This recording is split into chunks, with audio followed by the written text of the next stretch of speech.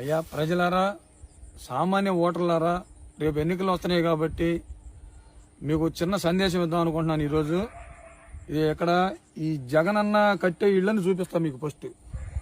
తర్వాత చంద్రబాబు నాయుడు ఏం చేశాడనేది చెప్తాను మీకు. ఇదిగో ఈ జగనన్న కట్టే ఇళ్లకి దీనికి పునాదులు లేవు, నేలని సదరం కూడా చేయకుండా సరిగా ఇదిగో బెల్ట్ పోసుకోవటం, ఇట్లా బెల్ట్ పోసుకొని దీని మీద గోళ్ళ కట్టి అది ఆ విధంగా ఇల్లు కడతాం. చిన్న గది ఈ విధంగా పునాది లేకుండా ఇల్లు కడితే 1,50,000 రూపాయల్లో ఇల్లు కడితే ఒక పూరిళ్ళు కట్టుకోవాలనుకుంటే ఒక సామాన్యుడు చక్కని పూరిళ్ళు తాటాకులతో కట్టుకోవాలనుకుంటే 1,50,000 ఈజీగా అయ్యిద్ది. అట్లాంటి 1,50,000లో సిమెంట్ రాయి పెట్టి పునాదులు లేకుండా ఇల్లు కడితే ఇది నిలబడిద్దా? ఇది గుంటూరు టౌన్లో వాళ్ళకి, గుంటూరు పరిసర ప్రాంతాల్లో వాళ్ళకి ఇచ్చినటువంటి ప్లాట్లు. ఒక మారుమూల ప్రాంతంలో ఇచ్చారు గుంటూరు టౌన్లో వాళ్ళకి. అదే గుంటూరు నడిబొడ్డులో టిడ్కో ఇళ్లు కట్టాడు చంద్రబాబు నాయుడు గారు.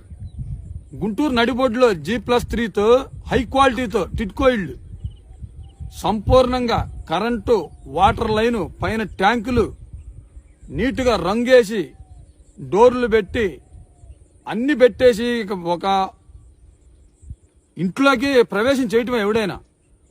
అలాంటి ఇళ్లని ఈయన కొడుకు వచ్చినాక, ఈ జగన్గాడు వచ్చినాక లంజా కొడుకు తాళాలు కూడా ఇవ్వకుండా, ఇంత మట్టికి ఆ ఇళ్ల పేర్లు వచ్చిన వాళ్ళు తాళాలు కూడా ఇవ్వకుండా వాళ్ళ పేర్లన్నీ రద్దు చేసి చివరికి వీడి జగన్గాడి కార్యకర్తలకు ఇస్తున్నాడు ఇవాళ ఇళ్లు. వీడి కట్టే ఇళ్లు తెలుగుదేశం ప్రభుత్వం అధికారంలో ఉన్నప్పుడు పార్టీలకు అతీతంగా ప్రతి వాడికి లాటరీలో ఇచ్చారు టిడ్కో ఇళ్లు. అలాంటి ఇళ్లను వాళ్ళకి ఇవ్వకుండా ఇతని కార్యకర్త ఇతను నచ్చిన వాళ్ళకి ఇస్తున్నాడు ఆ ఇళ్లు. ఇవాళ ఈ జగన్ కాలనీలోకి వచ్చాము, ఈ ఇళ్లన్నీ అసంపూర్ణంగా ఉన్నాయి. చిన్న ఇళ్లు, ఈ కొలతలు కూడా 10-12 కొలతలో ఇచ్చాడు ఇళ్లు. సరే వాటికి ఏటికి కూడా సగం ఇళ్లకు బిల్లులు రాలేదు. ఇదిగో ఈ ఇల్లు ఉంది, ఇది ఎన్నికల కోడ్ వచ్చింది. ఇప్పుడు ఇతను ఏ విధంగా కట్టుకుంటాడు ఇల్లు? ఇతనికి ఎలా వచ్చింది బిల్లు? ఈ రోడ్డు ఉంది, ఈ రోడ్డు ఎన్ని సంవత్సరాలకు వేయగలుగుతాడు? ఇది ఒక మారుమూల ప్రాంతం, ఇది ఒక అరణ్య ప్రాంతం. ఇక్కడే రోడ్డు వేయాలంటే ఎన్ని సంవత్సరాలు పట్టింది? ఈ జగన్ ప్రభుత్వం ఉంటే ఆలోచించండి మీరు. మెయిన్ రోడ్లో గుంటూరు నుంచి విజయవాడ వెళ్లే బైపాస్ రోడ్లు, ఇటు చిలకలూరుపేట వెళ్లే బైపాస్ రోడ్లు కాకుండా, అంటే హైవేలు అవి కేంద్రం సంబంధించిన రోడ్లు కాబట్టి అవి కాకుండా ఇతనికి సంబంధించిన గుంటూరు నుంచి పెదనందిపాడు వెళ్లే రోడ్డు, గుంటూరు నుంచి బాపట్ల వెళ్లే రోడ్డు మరమ్మతులు కూడా చేయలే కనీసం. ఏది మెయిన్ రోడ్లు అయ్యి. అసలు గుంటూరు నుంచి అమరావతి వెళ్లే రోడ్డు అధ్వానం ఉంది. ఇంకా ఇది మారుమూల ప్రాంతంలో కనీసం 50 సంవత్సరాలు పట్టింది జగన్ కనుక ముఖ్యమంత్రిగా ఉంటే. ఈ రోడ్డు ఎప్పుడే వస్తాడు? ఇక్కడ వాటర్ పైప్ లైన్ ఎప్పుడే వస్తాడు? ఇక్కడ గృహప్రవేశాలు చేసి సామాన్యుడు ఎలా బతకాలా? ఆలోచించండి మీరు, విఘ్నతతో ఆలోచించి. ఇంటికి ఒకడు చదువుకున్నవాడు ఉండడు, చదువుకున్నవాళ్ళు చక్కగా ఆలోచించి అసలు ఉద్యోగాలు ఉన్నాయా, నిరుద్యోగ సమస్య ఏమైనా తీరుతుందా, కనీసం 5 రూపాయలు భోజనం. ఈ జగన్మోహన్ రెడ్డి వచ్చినాక 5 రూపాయలు భోజనం లేదు. హోటల్కి వెళ్తే 100 రూపాయలు భోజనం చేయాలా ఒక సామాన్యుడు.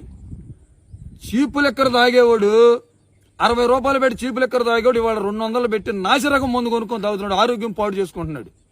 ఈడిచ్చే ఒక అమ్మ ఒడి ఒక 15,000 రూపాయలు పెట్టి మనం సంబరపడుతున్నాం. ఇవాళ ఈ 15,000 రూపాయలకి 1,50,000 రూపాయలు మన దగ్గర వసూలు చేస్తున్నాడు.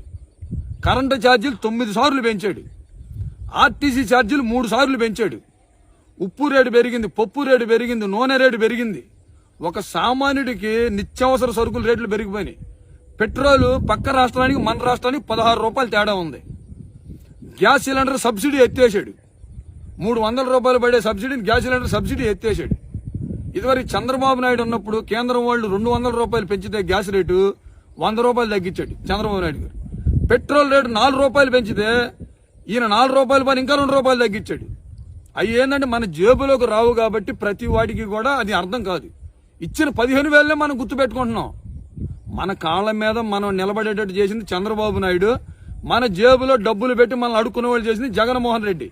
ఇది ఆలోచించుకోండి మీరు. ఇది ఆలోచించుకొని మీరు ఓటు అనే ఆయుధంతో నీతిగా నిజాయితీగా ఎవరికి ఓటేస్తే మనం బాగుపడతాం అనేది ఆలోచించుకొని మన పిల్లలకు భవిష్యత్తు ఉండాలని, మన ప్రతి ఇంట్లో చదువుకున్నాడు ఉండాలి, వాడికి ఉద్యోగం అనేది రావాలి అన్నా మన కడుపు నిండా 5 రూపాయలకు భోజనం తినాలన్నా, చక్కగా జీవించాలన్నా ఎవరికి ఓటేయాలని ఆలోచించుకొని విజ్ఞతతో ఓటేయండి. జై హింద్.